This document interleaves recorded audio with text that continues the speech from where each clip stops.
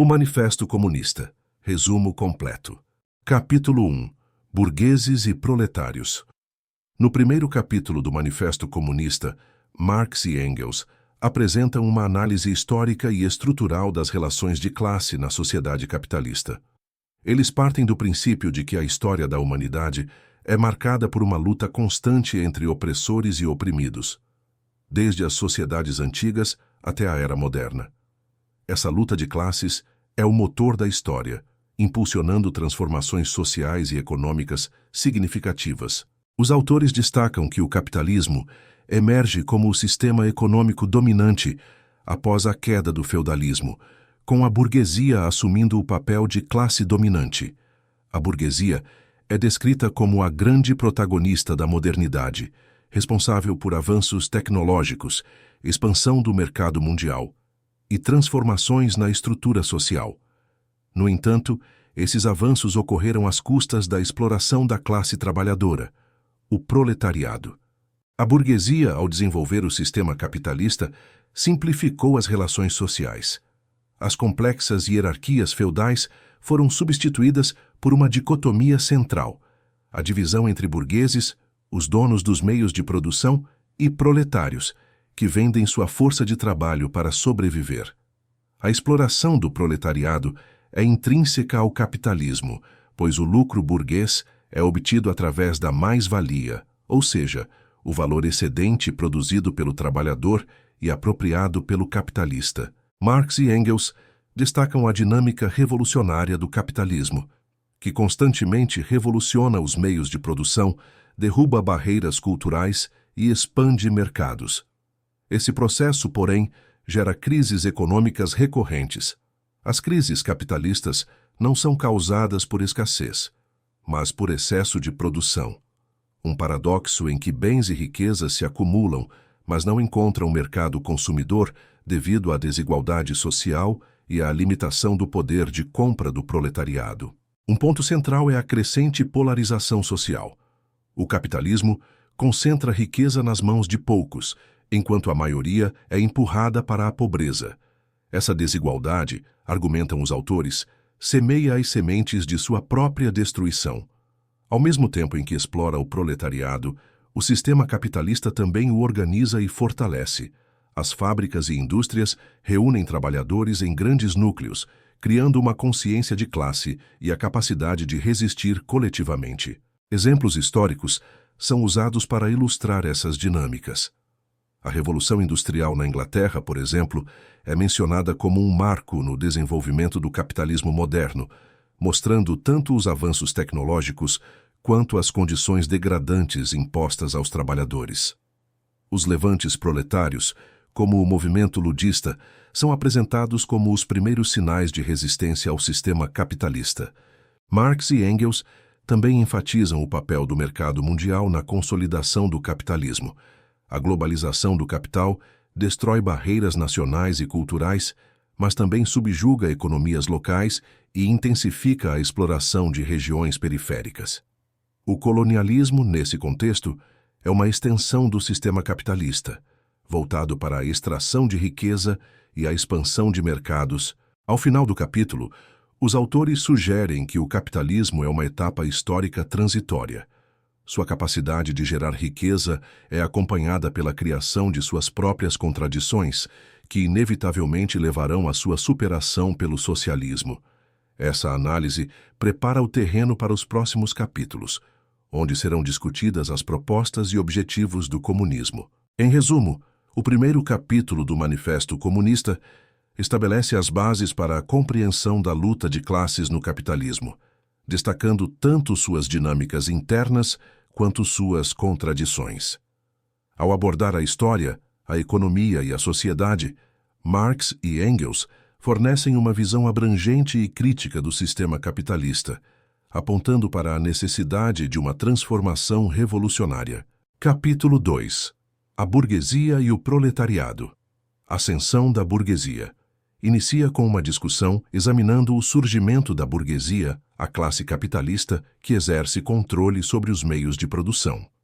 Eles argumentam que a burguesia emergiu a partir das condições propícias criadas pelo sistema feudal. especialmente com o crescimento do comércio e da indústria. A Revolução Industrial é destacada como um marco fundamental que possibilitou à burguesia ampliar seu poder e influência na sociedade. Transformações sociais profundas.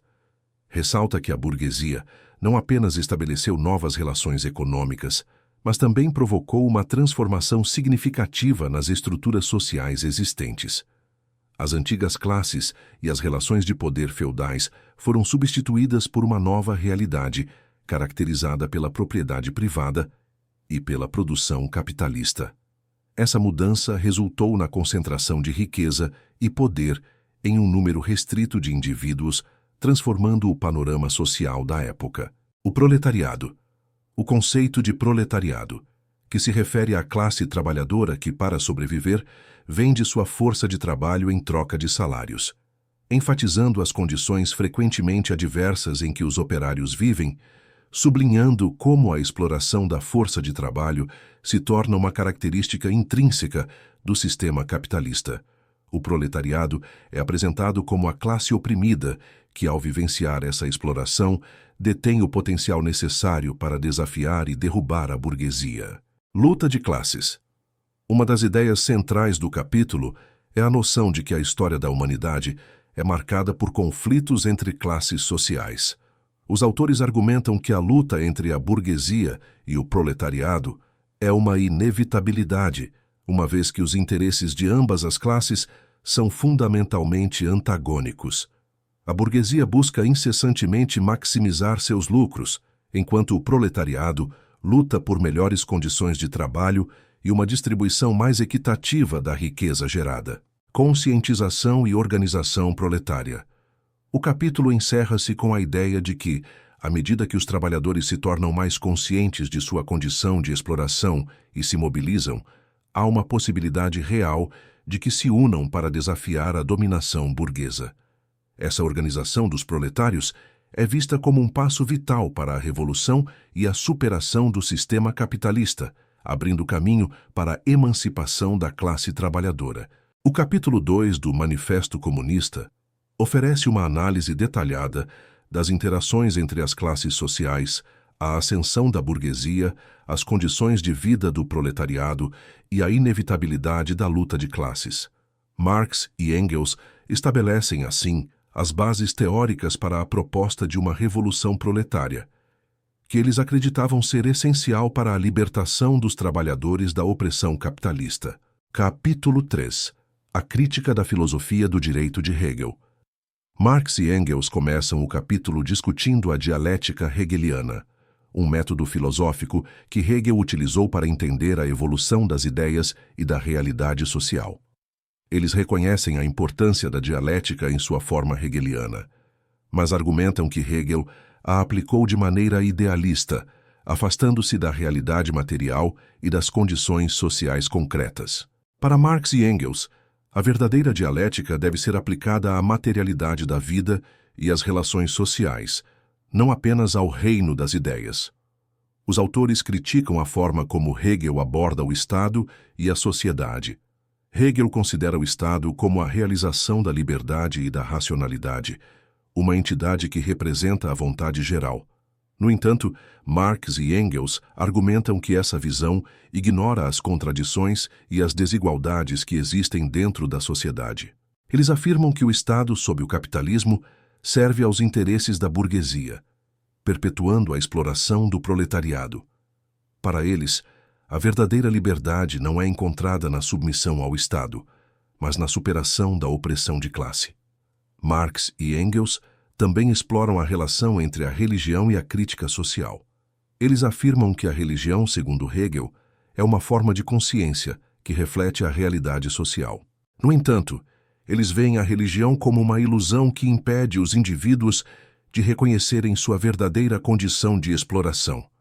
Ao criticar a religião, os autores não apenas buscam desconstruir a ideologia religiosa, mas também enfatizar a necessidade de uma consciência crítica que permita aos trabalhadores entenderem sua posição na sociedade capitalista. Um exemplo notável citado no capítulo é a ideia de que a emancipação do proletariado não pode ser alcançada apenas através de reformas dentro do sistema existente. Marx e Engels argumentam que, para atingir a verdadeira emancipação, é necessário um movimento revolucionário que transforme as estruturas sociais e econômicas.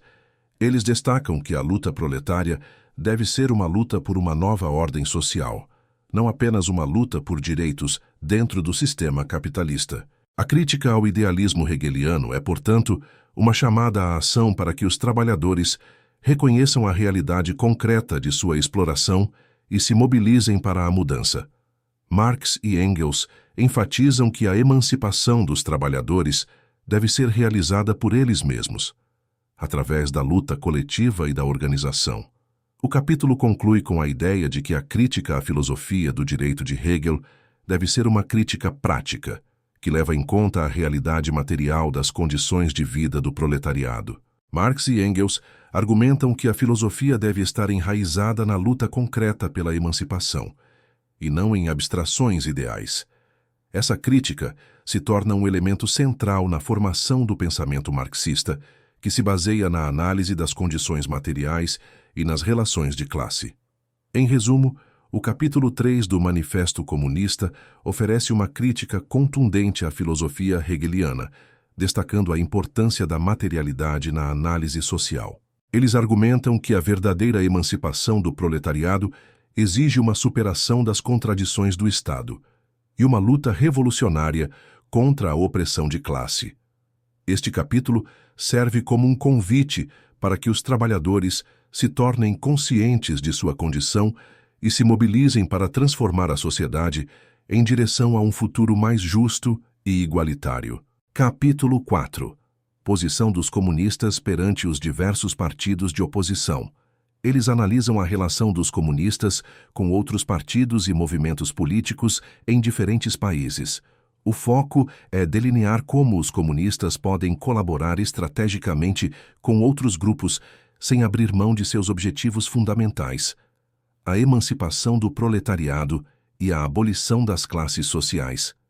Refletindo o caráter prático e tático do comunismo, reafirmando seus princípios ideológicos inegociáveis. Marx e Engels argumentam que os comunistas, embora sejam uma organização independente, devem buscar alianças com outros movimentos de oposição que compartilhem interesses comuns na luta contra a burguesia. Essas colaborações são consideradas temporárias e condicionais, pois servem para avançar a consciência de classe e enfraquecer o sistema capitalista. Um exemplo é o apoio a movimentos democráticos que lutam contra regimes autocráticos ou opressores coloniais, pois tais conflitos podem criar condições mais favoráveis para o desenvolvimento da luta proletária. Os autores destacam que, em contextos nacionais diferentes, os comunistas devem adaptar suas estratégias. Na França, por exemplo, onde o proletariado já possuía certo grau de organização, o foco era apoiar a República Democrática contra a monarquia. Na Alemanha, um país onde o capitalismo ainda estava emergindo, os comunistas buscavam alianças com a burguesia progressista para derrotar os resquícios do feudalismo. Em relação à Polônia, o manifesto defende o apoio à independência nacional como forma de desestabilizar os poderes reacionários da região, enquanto na Suíça, os comunistas apoiavam os democratas radicais. No entanto, Marx e Engels são categóricos ao afirmar que os comunistas não devem perder de vista seus objetivos finais. Embora possam colaborar com outros grupos, eles sempre representam os interesses globais e de longo prazo do proletariado, em contraste com os interesses particulares e imediatos de outros partidos. Os comunistas se diferenciam ao não buscar apenas reformas ou melhorias pontuais no sistema capitalista, mas sim sua abolição total. Outro aspecto relevante abordado neste capítulo é a necessidade de combater as ideologias que mascaram as verdadeiras contradições de classe. Marx e Engels criticam movimentos que propõem soluções superficiais ou utópicas, alertando para o risco de perpetuar a exploração sob novas formas. A prática comunista exige clareza teórica e firmeza em seus princípios, mesmo em meio a alianças táticas. O capítulo encerra o manifesto com um apelo à unidade internacional da classe trabalhadora. A frase final, proletários de todos os países, univos, sintetiza a visão internacionalista do comunismo e a necessidade de solidariedade global para superar o capitalismo, deixando claro que a revolução proletária não pode ser limitada por fronteiras nacionais, pois o capitalismo é um sistema global.